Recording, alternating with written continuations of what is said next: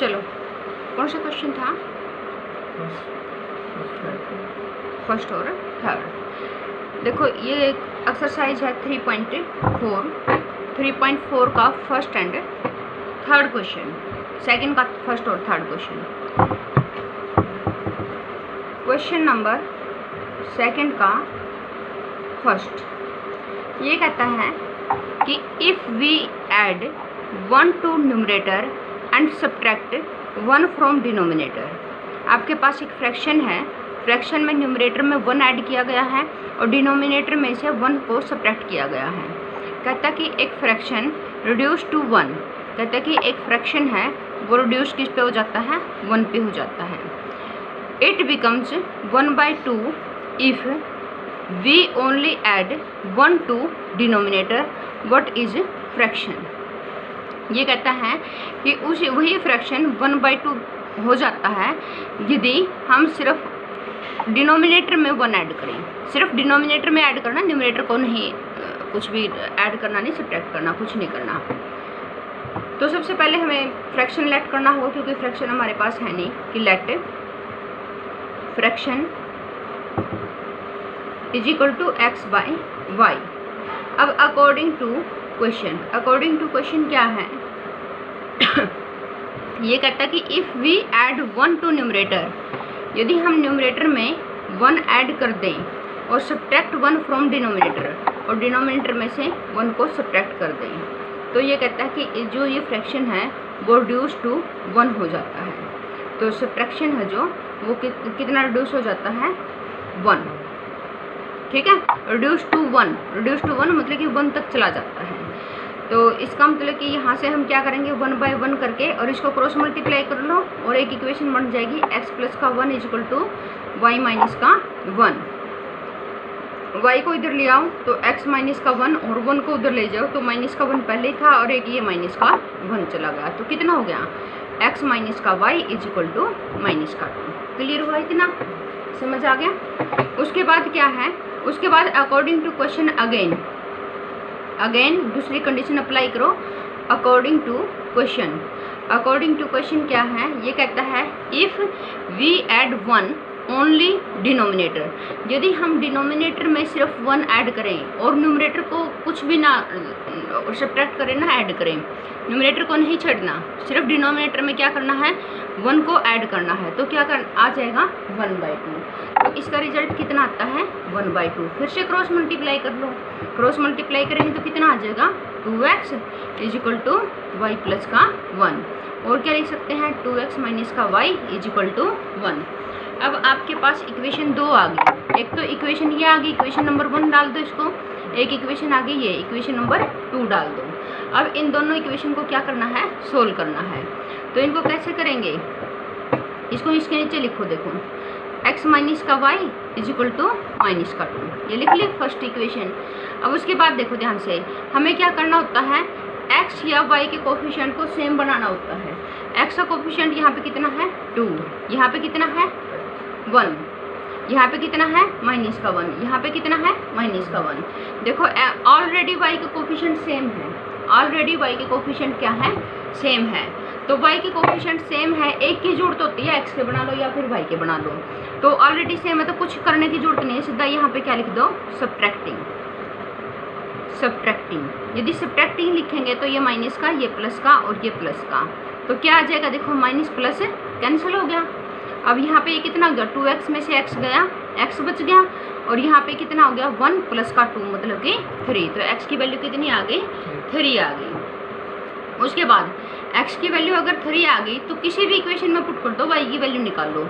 Equation number 1 में put कर दें तो इक्वेशन नंबर 1 में क्या है? x माइनस का y is equal to minus का 2, x की वैल्यू 3 यहाँ पे पुट कर दो, तो 3 माइनस का y is equal to minus का 2 और 3 प्लस का 2 इज इक्वल टू y। तो y की वैल्यू कितनी आ गई? 5। y की वैल्यू कितनी आ गई? 5। तो x की वैल्यू कितनी आ गई? 3 और y की वैल्यू कितनी आ गई? 5। तो x और y निकल गया, तो इसका मतलब कि हमारे पास फ्रैक्शन गेट हो गया। तो फ्रैक्शन क्या आ गया? फ्रैक्शन आ गया 3/5। This is answer. अब देखो question number 3 question number second का थर्ड क्या है, ये कहता है कि the sum of digit of 2 digit number is 9। ये कहता है कि 2 डिजिट नंबर है कोई, 2 डिजिट नंबर कौन से होते हैं, जैसे कि 24, 32, 45, तो ये 2 डिजिट नंबर है। यानी 11 से लेकर के 99 तक ये सारे के सारे क्या हैं, 2 डिजिट नंबर। 99 से आके कितने डिजिट नंबर स्टार्ट हो जाते हैं, 3 डिजिट नंबर। समझ आ गया। तो 2 डिजिट नंबर इस टाइप के हैं। तो अब ये कहता है कि उनके डिजिट का सम, जैसे कि 44 है तो 44 के डिजिट का सम क्या हुआ, 4 + 4। जैसे कि 56 है तो 5 + 6। तो sum of digit of 2 digit number is 9। ये कहता है कि 2 डिजिट नंबर का कोई नंबर है, 2 डिजिट का कोई नंबर है और उनके डिजिट का सम कितना आता है, 9 आता है। अभी हमें नंबर का नहीं पता। समझ आ गया। फिर ये कहता कि आल्सो 9 टाइम दिस नंबर, ये कहता कि यदि हम उस नंबर को 9 से मल्टीप्लाई कर दें, 9 times this number is twice the number obtained by reversing the order of digit. ये कहता कि यदि हम 9 टाइम्स दिस नंबर इज, यदि हम उस नंबर को 9 से मल्टीप्लाई कर दें तो ये कहता है कि उस नंबर के, यदि हम उसके ऑर्डर को रिवर्स कर दे। ऑर्डर को रिवर्स करने का मतलब है, जैसे कि 54 है, जैसे कि आपके पास कोई नंबर है 54, यदि ऑर्डर को रिवर्स करेंगे हम 45 बनेगा। बात समझ में आ गई। तो ये कहता है कि यदि हम उसके ऑर्डर को रिवर्स कर दें तो उसका क्या हो जाता है, ट्वाइस हो जाता है। खुद नंबर का 9 से मल्टीप्लाई करना, उसके ऑर्डर को यदि हम रिवर्स कर दें तो वो क्या हो जाता है, उसका ट्वाइस हो जाता है। समझ आ गया। फाइंड द नंबर, हमें नंबर को फाइंड आउट करना। तो चलो क्वेश्चन के अकॉर्डिंग लेट अस सपोज कर लिया, let us suppose let digit of number x and y, मान लीजिए कि ये डिजिट है, ठीक है। तो नंबर कैसे बनेगा बता सकते हो, नंबर कैसे बनता है डिजिट से, नंबर कैसे बनता है, 100 को मल्टीप्लाई कर दो x से और प्लस का क्या कर देंगे, y। 100 को मल्टीप्लाई कर दें x से और प्लस का क्या कर देंगे, y ना, 100 नहीं सॉरी 10 को मल्टीप्लाई कर दो x से और प्लस क्या कर देंगे, y। समझ आ गया। क्यों, क्योंकि ये 2 डिजिट का था, 2 डिजिट का था तो इसको किससे मल्टीप्लाई करेंगे, 10 से। समझ आ गया। 3 डिजिट का होता तो इसको किससे मल्टीप्लाई करते, 100 से। क्लियर हुई बात।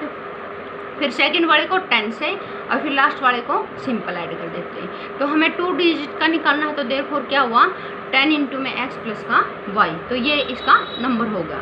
अगर हम ऑर्डर को रिवर्स कर दें, ऑर्डर को अगर हम रिवर्स कर, चलो अभी तो एक बार सम ऑफ डिजिट का देख लो कि सम ऑफ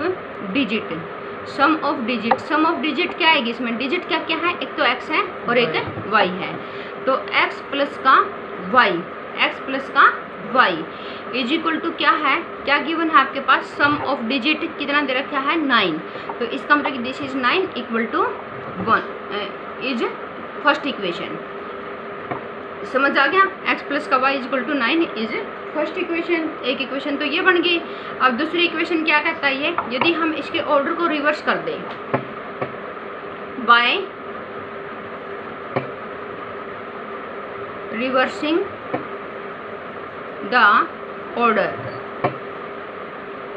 यदि हम ऑर्डर को रिवर्स कर दें तो x की जगह पे y और y की जगह पे x आ जाएगा। तो इसका मतलब क्या हो जाएगा, 10y प्लस का x। ये ऑर्डर को रिवर्स करने पर नंबर आ गया, ये पहले नंबर था अब ये आ गया। समझ आ गया। अकॉर्डिंग टू क्वेश्चन क्या दे रखा है, ये कहता है कि इसका 9 टाइम इसका ट्वाइस के इक्वल है। तो इसको 9 से मल्टीप्लाई करो और इसको क्या कर दो, 2 से मल्टीप्लाई कर दो। समझ आ गया। ये अकॉर्डिंग टू क्वेश्चन है। तो यहाँ पे कितना आ जाएगा, ये 90x प्लस 9y, यहाँ पे कितना आ जाएगा, 20y प्लस का 2x। यहाँ पे कितना आ गया देखो, 90 में से 2 गया तो कितना हो गया, 88x। इसको यहाँ पे माइनस कर दो तो ये कितना आ जाएगा, 11y इज इक्वल टू कितना हो गया, 0। ये इक्वेशन नंबर कौन सी होगी, सेकंड। क्लियर हुआ, समझ आई इतनी बात है। ये इक्वेशन नंबर सेकंड होगी। फर्स्ट देखो क्या है, फर्स्ट है x प्लस का y इज इक्वल टू 9। अब कंपेयर करो कोफिशिएंट को, कोफिशिएंट को कंपेयर करो बेटा। यहाँ पे y का एक काम करो, इसको 11 से डिवाइड कर दो ना, तो छोटे आ जाएगा ना कोफिशिएंट, क्योंकि सारे डिवाइड हो रहे हैं। तो 11 से डिवाइड कर दो, 11 से डिवाइड करेंगे तो यहाँ पे कितना आ जाएगा 8x।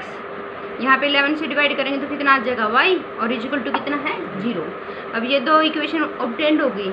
अब यहाँ पे देखो इनके तो कोफिशिएंट इसका क्या है 1, इसका भी कितना है 1, लेकिन अपोजिट साइन में है, तो सिंपल ऐड करना है।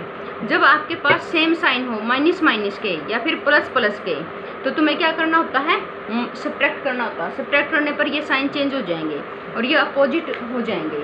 तुम्हें अपोजिट बनाने होते हैं, सेम है तो सब्ट्रैक्ट कर दो ताकि अपोजिट बन जाए, और यदि पहले ही अपोजिट है तो ऐड कर दो। ऐड करने से साइन चेंज नहीं होता, समझ आ गया।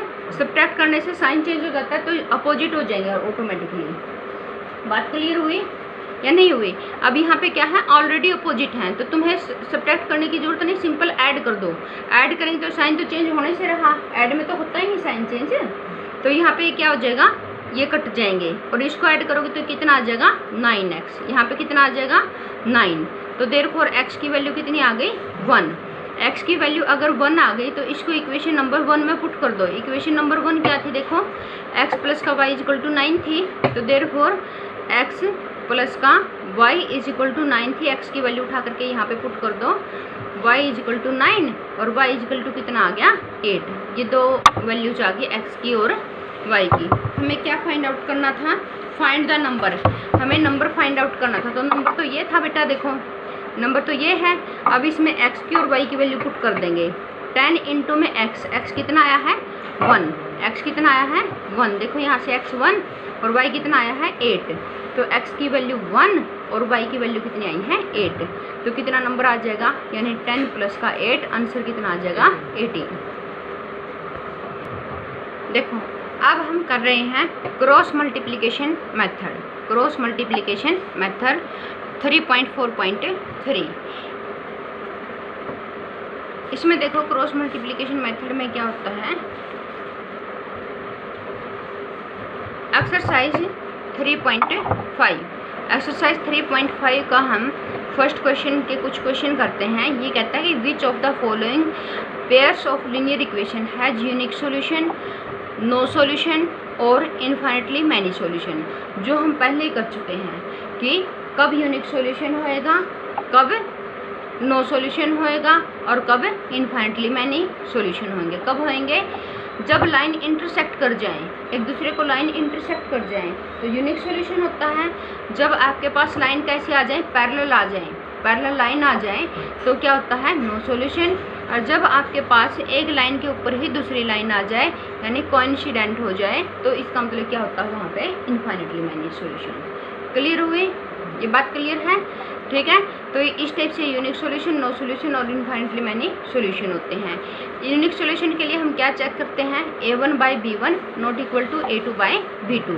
नो सॉल्यूशन के लिए हम क्या चेक करते हैं, a1/a2 और क्या होना चाहिए equal to b1/b2 but not equal to c1/c2, तो वहाँ पे आएगा नो सॉल्यूशन। और यदि इन्फाइनेटली मैनी सॉल्यूशन हो तो a1/a2 equal to b1/b2 equal to c1/c2। ये इसकी कंडीशंस थी, ये 3.2 में आया था। अब उसके बाद देखो क्वेश्चन नंबर फर्स्ट, मैं फर्स्ट को लिखती हूँ और ये कहता है कि find the using cross multiplication method से यूनिक सॉल्यूशन है तो उसको सोल्व करो in case there is a unique solution. चलो क्वेश्चन नंबर मैं फर्स्ट को लिखती हूँ। क्वेश्चन नंबर फर्स्ट का फर्स्ट पार्ट, x माइनस का 3y माइनस का 3 इज इक्वल टू 0 और क्या दे रखा है 3x माइनस का 9y माइनस का 2 इज इक्वल टू 0, ये दे रखा है।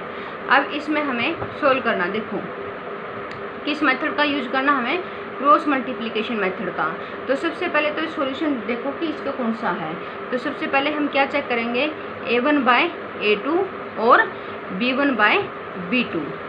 तो a1/a2 देखो बेटा कितना है 1/3 3 और b1/b2 कितना है 3/9, माइनस का है, माइनस से माइनस कैंसिल हो जाएगा, तो इसकी भी वैल्यू कितनी आ गई 1/3। फिर कितना है c1/c2, तो कितना है माइनस का 3/-2, तो -3/2। अब देखो यहाँ से क्या आ गया, यहाँ से ये दो तो इक्वल आ गए, लेकिन ये इक्वल नहीं आया, तो इसका मतलब क्या हुआ a1/a2 equal to b1/b2 not equal to c1/c2। तो लाइन कैसे आएंगे बताओगे? लाइन्स आर बताओ पैरेलल, पैरेलल, ठीक है। लाइन कैसे आ गई? पैरेलल आ गई। अगर लाइन पैरेलल आ गई तो इसका मतलब क्या आ गया? No solution, no solution. यदि सॉल्यूशन ही नहीं है तो हम क्या फाइंड आउट करें? कुछ नहीं फाइंड आउट करना, उसी का नो सॉल्यूशन लिख दो और यही क्या आ जाएगा आंसर। उसके बाद देखो सेकंड पार्ट इसका, फिर ये क्या है 2x प्लस का y इज इक्वल टू 5, फिर 3x प्लस का 2y इज इक्वल टू 8। अब यहाँ से चेक करो बेटा, a1/a2 कितना आएगा 2/3, फिर b1/b2 इज इक्वल टू कितना आ गया 1/2। ये दोनों ही इक्वल नहीं है, यदि दोनों इक्वल नहीं है तो यहीं से हम कह देंगे, थर्ड को चेक करने की जरूरत नहीं है कि a1/a2 is equal to b1/b2 not equal to. तो इसका मतलब क्या हुआ कि लाइन्स आर, बताओ लाइन्स आर इंटरसेक्टिंग, इंटरसेक्टिंग, याद नहीं है? रिलेशन याद नहीं है क्या? तो यहाँ से अब हमें क्या निकालना है? इंटरसेक्टिंग लाइन है, तो इसका मतलब क्या हुआ? Unique solution. इंटरसेक्टिंग लाइन का मतलब क्या होता है? Unique solution. एक सॉल्यूशन निकलेगा इसका, सिर्फ एक ही निकलेगा और ज़्यादा नहीं निकलेंगे, ठीक है। तो हमें वो सॉल्यूशन क्या करना है? फाइंड आउट करना है। तो देखो क्या दे रखा है 2x प्लस का y इज इक्वल टू 5, और क्या दे रखा है 3x प्लस का 2y इज इक्वल टू 8, ये दे रखा है। अब देखो यदि हमें इसके सॉल्यूशन फाइंड आउट करने हैं तो इसका मतलब क्या हुआ कि हम क्रॉस मल्टीप्लिकेशन मेथड लगाएंगे। क्रॉस मल्टीप्लिकेशन मेथड देखो क्या है कि x बाय लिखा, x बाय और यहाँ पे y और यहाँ पे लिखा 1, ठीक है, यहाँ पे लिखा 1। अब देखो यहाँ पे कितना आएगा, यहाँ पे देखो x के नीचे क्या लिखना है बेटा?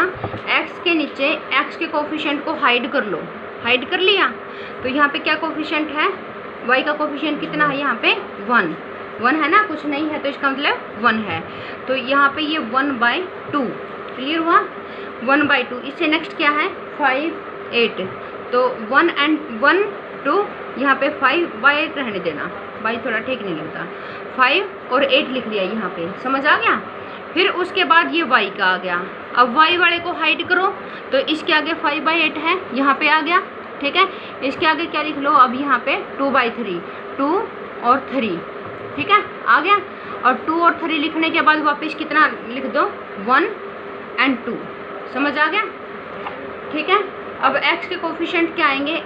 x का बाई में क्या आएगा? यहाँ से, और y का बाई में कहाँ से आएगा? यहाँ से, और 1 के बाई में कहाँ से आएगा? यहाँ से, समझ आ गया?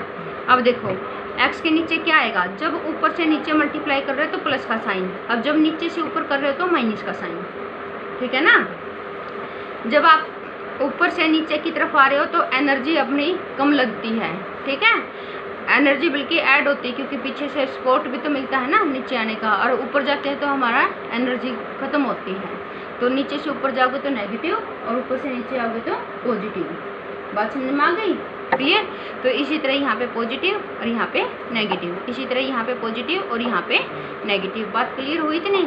अब x डिवाइडेड बाई कितना होगा? 1 इंटू में 8, तो कितना हो गया 8 प्लस का साइन। यहाँ पे नीचे से ऊपर जाओ यानी 2 इंटू में 5, कितना हो गया 10, माइनस का साइन आ गया, तो x के नीचे इतना आएगा। सिमिलरली y को सोल्व करना, कितना आएगा 15 और माइनस का 16। इसी तरह 1 का सोल्व करना, 2 इंटू में 2 4, 3 इंटू में 1 माइनस का 3, समझ आ गया? अब देखो x के नीचे क्या आ गया बेटा? x के नीचे आ गया माइनस का 2, y के नीचे क्या आ गया माइनस का 1, और 1 के नीचे क्या आ गया 1।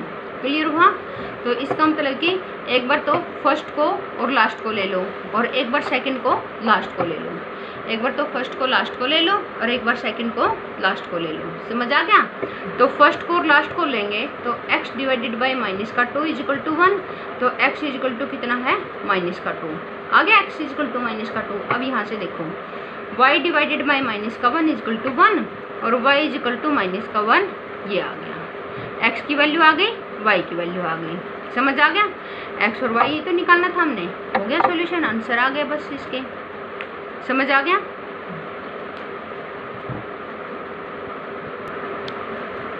थोड़ी सी मिस्टेक हो गई बेटा इसमें, ये 5/8 इधर लेके आने होते हैं, पहले इधर लेके आने होंगे तो ये माइनस के होंगे इक्वल टू 0, इधर लेके आएंगे तो ये माइनस के इक्वल टू 0। लेफ्ट साइड में ले आना है इन कोफिशिएंट को, मैंने भी ध्यान नहीं दिया।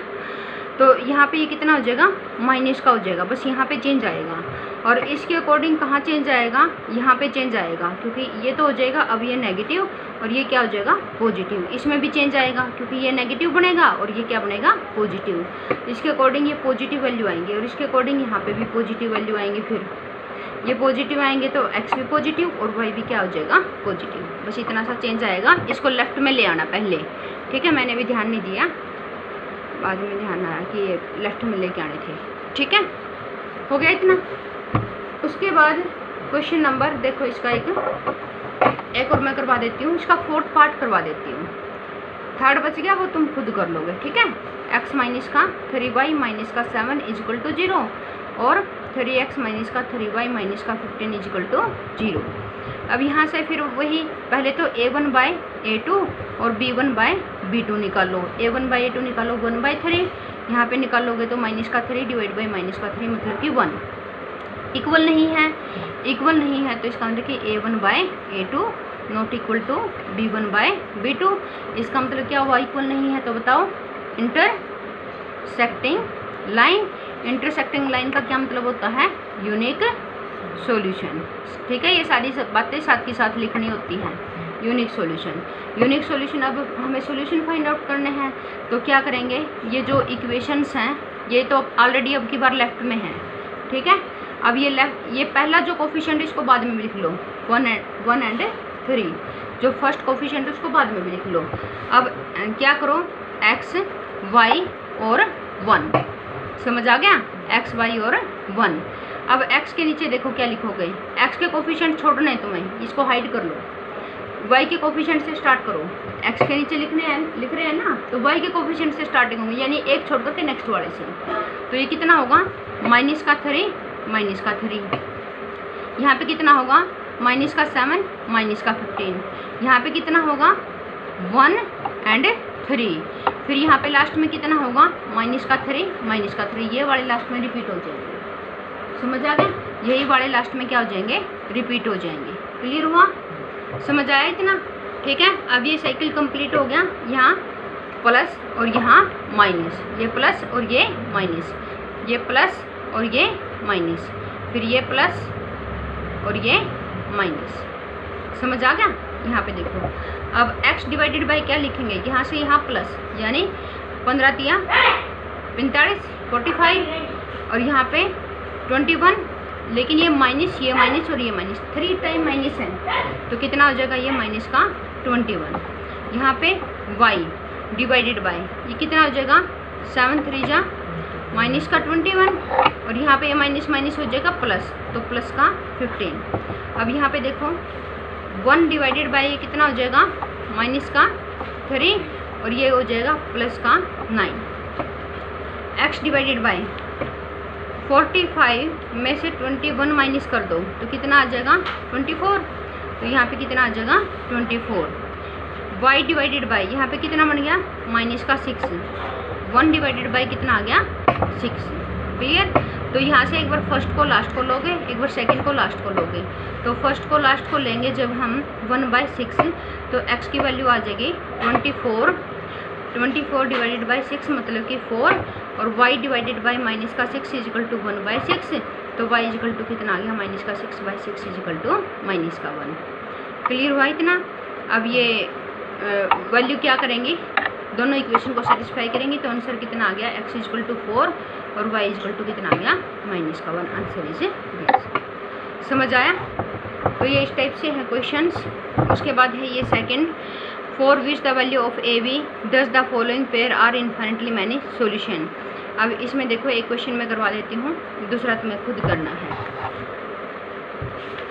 ये कहता है कि ए और बी की वैल्यू निकाल लो कि इसके कितने सॉल्यूशन हो, इन्फिनिटली मैनी सॉल्यूशन हो। ठीक है, इक्वेशन लिख लेती हूँ मैं। इक्वेशन क्या है, 2x प्लस का 3y इक्वल टू 7 और a माइनस का b इंटू में x प्लस a प्लस का b इंटू में y 3a प्लस का b माइनस का 2, ये है। अब इसमें हमें क्या निकालना है, a निकालना है और b निकालना है।